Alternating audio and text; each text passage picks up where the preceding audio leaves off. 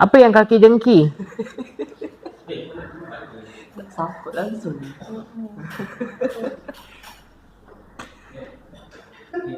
Tak, Abijah tak koyak. Abijah macam, kenapa tak cukup-cukup lagi ke?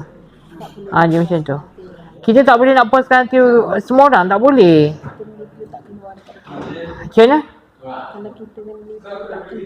Kalau kita ni menipu, kita tak keluar, betul. Kalau menipu, Abijah tak keluar.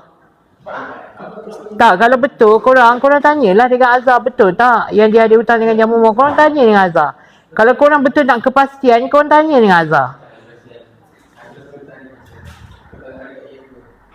Itu je, kenapa korang cakap Abijah fitnah?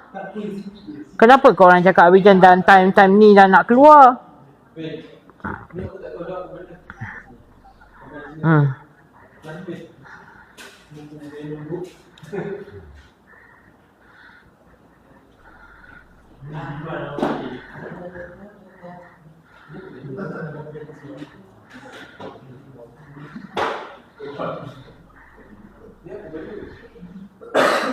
Tak apa, korang doakan. Abijah tahu korang akan kutuk, korang akan negatif. It's okay.